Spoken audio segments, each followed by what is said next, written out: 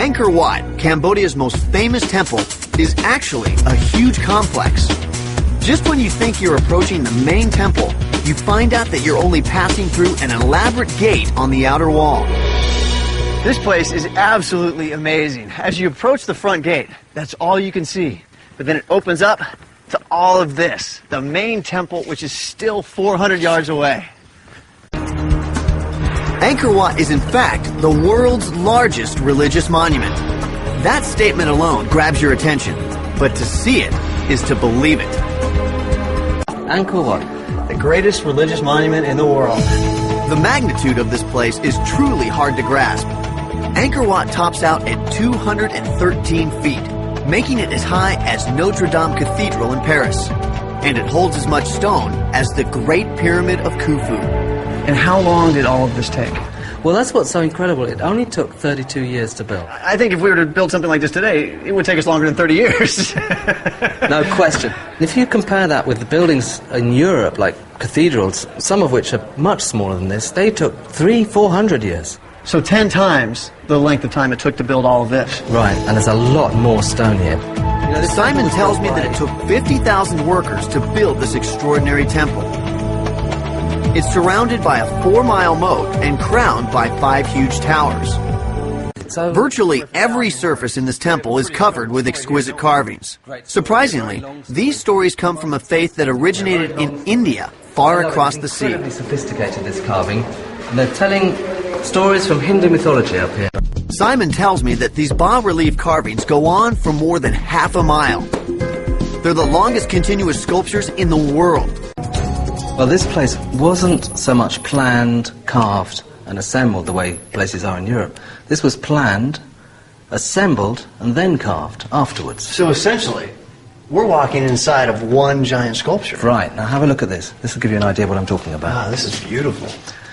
This, for me, is one of the most perfect pieces of carving in the temple. It's absolutely beautiful. And you can actually see the fine seams where they've assembled it right here. These are the joints. You see, she's not made of one single block. She's made of 4 different blocks. How difficult is it to carve multiple blocks stacked on top of each other? If these were just stacked together with a mortar joint, the way we do in Europe, you wouldn't be able to carve over it, because it would snap. The fact that they've made a perfect razor contact joint means that these 2 blocks act like one single block.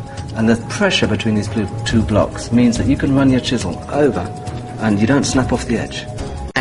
The Khmer regarded their rulers as gods on earth, and this temple was built to represent the Hindu universe in miniature. Its towers symbolized Mount Meru, the celestial home of the gods, and its huge moat, the vast cosmic oceans.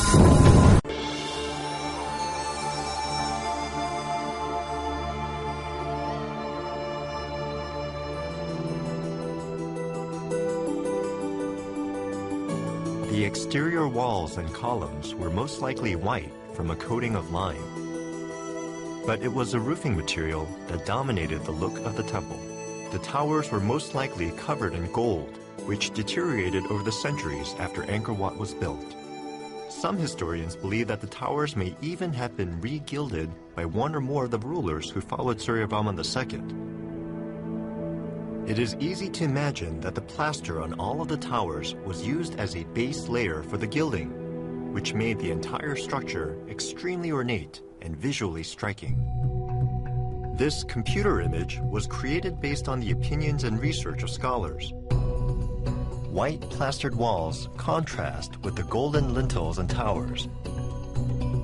On a bright day, the entire temple would have sparkled in the sun.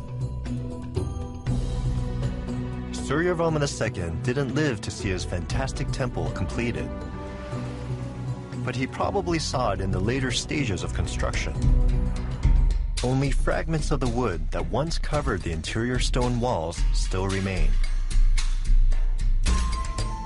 It's believed the wood was highly decorated, inlaid and ornamented with a wide variety of patterns.